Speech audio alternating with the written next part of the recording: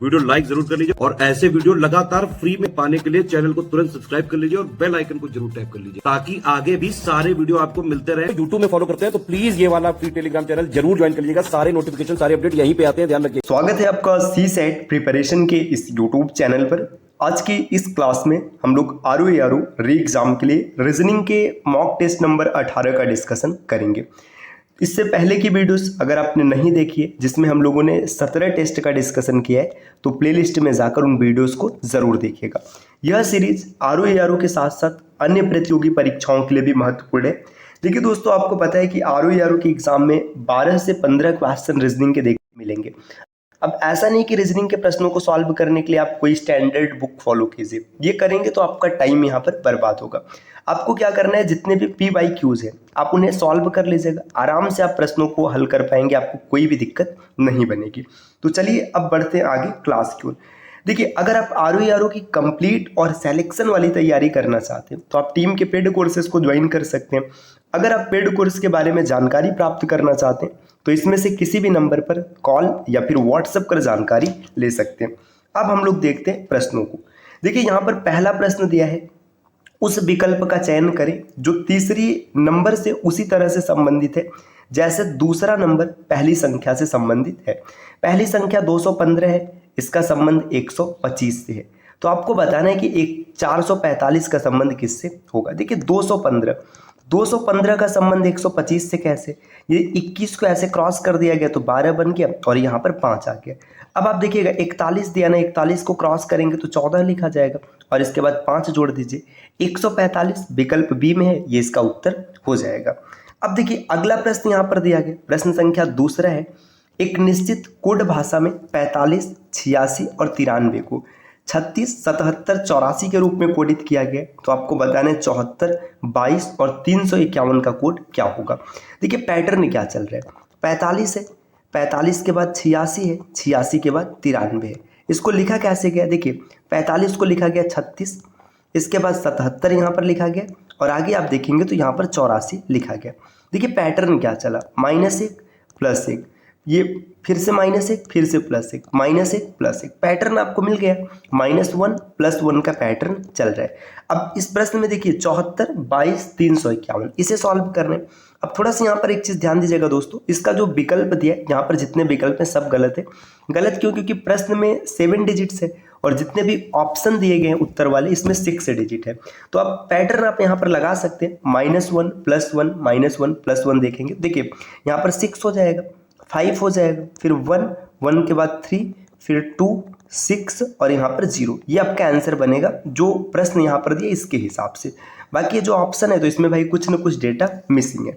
अगला प्रश्न यहाँ पर दिया है, उस विकल्प का चयन करें जो तीसरे शब्द से उसी तरह संबंधित है जैसे पहला शब्द दूसरे से संबंधित है। कार का संबंध गैराज से, तो आपको बताना है हवाई जहाज का संबंध किससे होगा। देखिए कार की मरम्मत की जाती है गैराज में, बिगड़े हुए कार को मतलब जो इसमें खराबी आती है गैराज में दूर किया जाता है। ऐसी जो हवाई जहाज है, हवाई जहाज को हैंगर में दूर बनाया जाता है, मतलब हैंगर में इसकी खराबी को दूर किया जाता है। तो विकल्प डी इसका उत्तर बनेगा। अगला प्रश्न यहाँ पर दिया, प्रश्न संख्या 4, एक परिवार में श्री और श्रीमती गजानन की 5 बेटियां हैं और प्रत्येक बेटी का एक भाई है, तो उस परिवार में कुल कितने व्यक्ति। देखिए यहाँ पर मान लीजिए ये श्री हो गए और ये श्रीमती गजानन हो गई, ठीक, ये मेल और फीमेल, इनकी 5 बेटियां, ठीक है, 5 बेटी हो गई और प्रत्येक बेटी की एक भाई है। तो भाई देखिए सिंपल सी बात है कि एक भाई होगा, ये सबके लिए होगा। तो देखिए 5 लड़कियां, एक लड़का, 6 हो गया और इसके बाद मम्मी पापा 8, परिवार में कुल 8 सदस्य हैं। प्रश्न संख्या 5 यहाँ पर दिया है कि निम्नलिखित श्रृंखला में प्रश्नवाचक चिन्ह को बदलने वाले अक्षर का चयन कीजिए। इसको थोड़ा सा यहाँ पर जूम करते हैं। देखिए ए दिया है, ए के बाद डी दिया है, फिर बी, एफ, डी। देखिए इसमें अल्टरनेट चल रहा है, ए बी है ना, फिर यहाँ पर डी हो गया, डी के बाद जी हो गया और जी के बाद के हो गया। इसमें पैटर्न देखिए, यहाँ पर देखिए +1 है, ये +2 रहा, +3 हो गया और आगे +4 है, मतलब इंक्रीजिंग ऑर्डर में। अब यहाँ पर देखिए डी से एफ +2 है, एफ से आई +3 है, तो यहाँ पर +4 करेंगे। आई की प्लेस वैल्यू 9 होती है, 9 में 4 जोड़ेंगे तो 13 आएगा, मतलब एम टिक करेंगे, विकल्प 20 प्रश्न का उत्तर बनेगा। अगले प्रश्न पर आते हैं, प्रश्न संख्या 5 यहाँ पर दिया है कि एक निश्चित कोड भाषा में नेपोलियन को इस प्रकार से लिखा गया। तो आपको बताना है मोहन देव को कैसे लिखेंगे? बड़ा ही आसान प्रश्न। देखिए नेपोलियन, NEPOLIAN, नेपोलियन यहाँ पर दिया, इसको क्या लिखा गया? देखिए M लिखा गया, M के बाद C लिखा गया, फिर यहाँ पर Q लिखा गया, Q के बाद आप देखेंगे फिर से Q है, आगे K हो गया, K के बाद G, फिर यहाँ पर देखिए B और B के बाद P।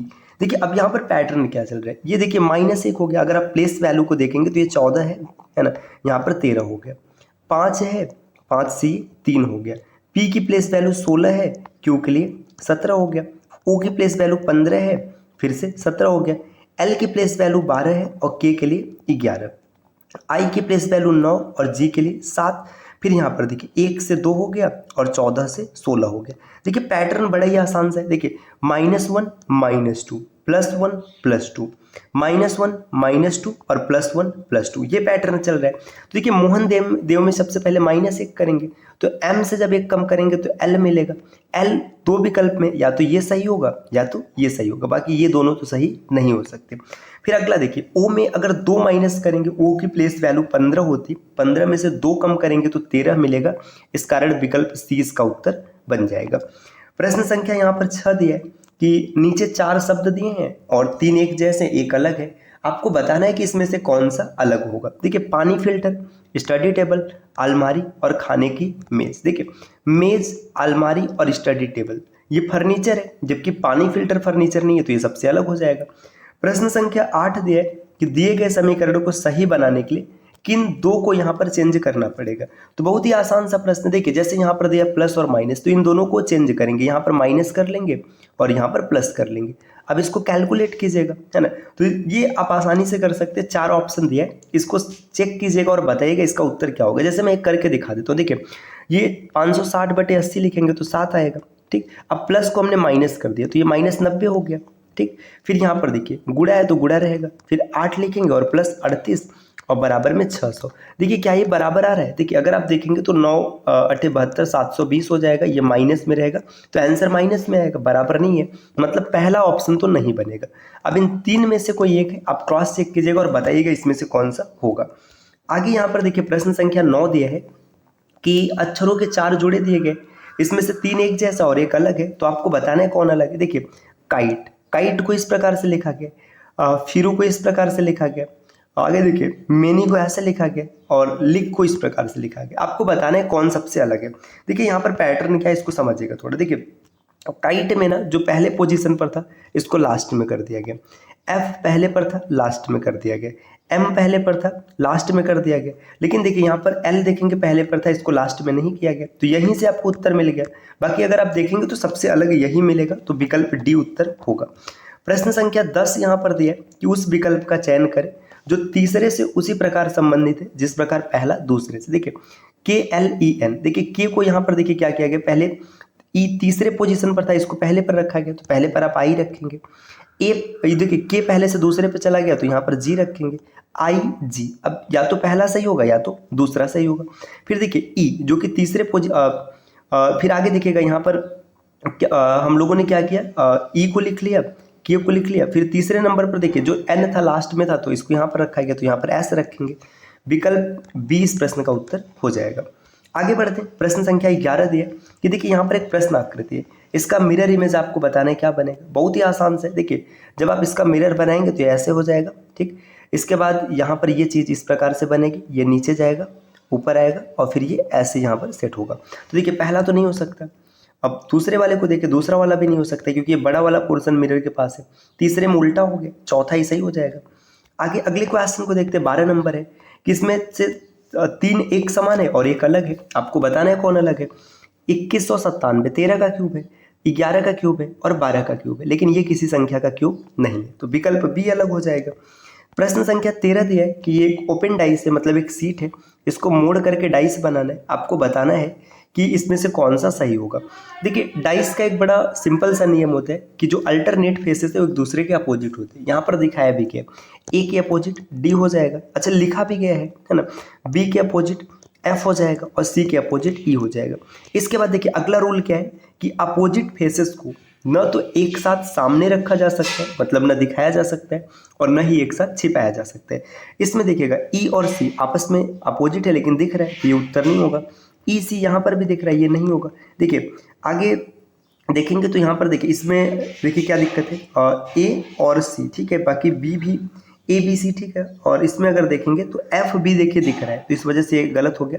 सही उत्तर विकल्प 4 होगा।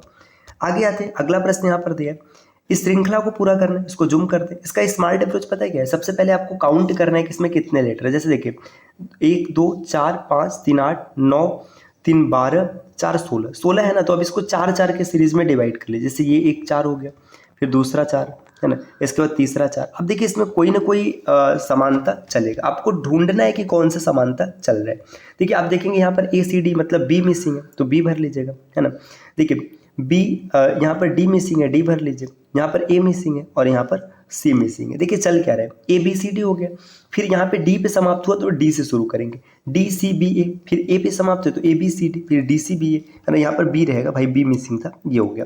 आपने क्या क्या भरा है, B D A B, B D A B, विकल्प सी को टिक करिए और आगे बढ़िए। अगला प्रश्न यहाँ पर देख दिया है कि इसको आप सार्थक और तार्किक क्रम में लगाना है। यहाँ पर देखिए क्या क्या दिया, क्विंटल, किलोग्राम, ग्राम, मिलीग्राम और टन, ये सब जितने भी दिए गए ये सब क्या है, द्रव्यमान है एक तरीके से। देखिए सबसे छोटा है मिलीग्राम, तो 4 से विकल्प की शुरुआत होगी। मिलीग्राम के बाद ग्राम आएगा मतलब 3 आएगा, ग्राम के बाद किलोग्राम आएगा मतलब 2 आएगा, फिर क्विंटल आएगा और क्विंटल के बाद टन आएगा। तो ये इनके वजन के क्रम में दिया, सबसे हल्का मिलीग्राम और सबसे भारी क्विंटल। 4 से शुरू 5 पर खत्म, विकल्प दूसरा सही हो जाएगा। आगे देखते हैं, प्रश्न संख्या 16 यहाँ पर दिया कि जब लक्ष्मी ने महेश को देखा तो उससे कहा वह मेरी बेटी के पिता के ससुर का बेटा है। महेश लक्ष्मी से कैसे संबंध। देखिए लक्ष्मी ने महेश को देखा तो क्या कहा, देखिए वह मेरी बेटी, जैसे देखिए यहाँ पे लक्ष्मी है ना, लक्ष्मी की बेटी हो गई, ठीक। बेटी के पिता, अब देखिए बेटी के पिता मतलब यहाँ पे इसका पति हो गया, ये लक्ष्मी है तो इसको महिला बनाते हैं, इसका पति हो गया। के ससुर, ससुर का मतलब समझ रहे, इसका ससुर कौन होगा, लक्ष्मी का पापा हो जाएगा। का बेटा, बेटा मतलब भाई इसका भाई तो होगा। ये कितना घुमा फिरा के पूछा गया, आपने आराम से बना लिया। तो महेश लक्ष्मी का क्या होगा, भाई होगा।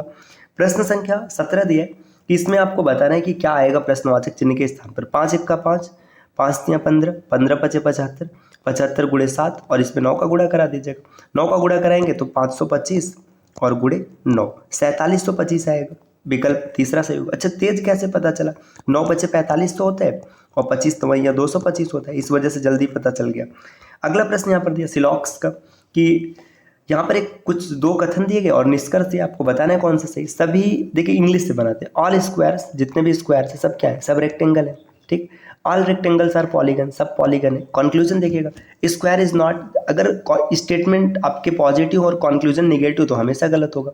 Square is both rectangle and polygon, square दोनों है, रेक्टेंगल भी है पॉलीगन भी है, बिल्कुल सही है। तो यहाँ पर दूसरा फॉलो कर रहे हैं। अब आगे बढ़ते हैं, चलिए नेक्स्ट अगले क्वेश्चन पर आते हैं। प्रश्न संख्या यहाँ पर दिया हुआ है 19, ये वेन डायग्राम का प्रश्न है। इसमें आपको बताना है कि देखिए क्या पूछा गया कि जो वेन आरेख है इसमें जानवरों का प्रतिनिधित्व का क्षेत्र, जो ए है ना ये डॉग को इंडिकेट करता है, ठीक है।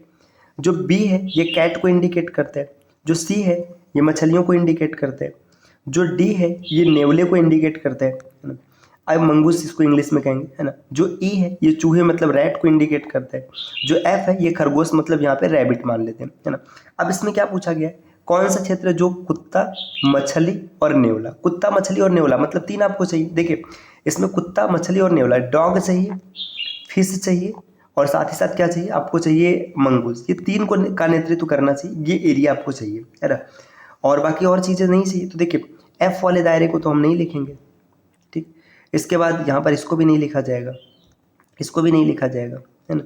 अब ये तीनों में आना चाहिए। तो तीनों में भाई इस प्रश्न में मुझे लगता है थोड़ा बहुत वह कौन सा क्षेत्र केवल कुत्तों, मछलियों और नेवले का प्रतिनिधित्व करता है। इसमें देखिए तीनों आना चाहिए, तीनों आना चाहिए, लेकिन इसका नाम कैसे देंगे इस प्रश्न में ना, इसको थोड़ा छोड़िएगा भी, है ना। अगले प्रश्न पर आते हैं, प्रश्न संख्या 20 यहाँ पर दिया। ये मतलब थोड़ा सा यहाँ पे नंबर मैं लिख देता हूँ। देखिए ये 5 दिया गया, ये 2 दिया गया, ये 8 है और फिर ये अब वापस से 5 है। यहाँ पर 3 है, ठीक। ये 9 दिया है और ये 10 दिया है, ठीक। इसके बाद यहाँ पर बीच में ये 16 रखा गया। आगे देखिएगा यहाँ पर 1 है, 7 है और 8 है और आपको बताना है यहाँ पर क्या आएगा। तो इसमें कौन सा लॉजिक चल रहा है इसको आप ढूंढिएगा और कमेंट करके ज़रूर बताइएगा। तो आज की क्लास रही टेस्ट नंबर 18 का डिस्कशन हम लोगों ने किया। ऐसे ही टेस्ट लगातार आपको मिलते रहेंगे, बस इसके लिए आप चैनल को सब्सक्राइब करना है। और अगर आप कंप्लीट प्रिपरेशन करना चाहते हैं आरओ की, तो आप टीम के पेड कोर्सेज को ज्वाइन कर सकते हैं, जिसके लिए आप इनमें से किसी भी नंबर पर कॉल या व्हाट्सएप कर जानकारी ले सकते हैं। तो मिलते हैं साथियों कुछ नए इन्फॉर्मेशन के साथ, तब तक के लिए नमस्कार।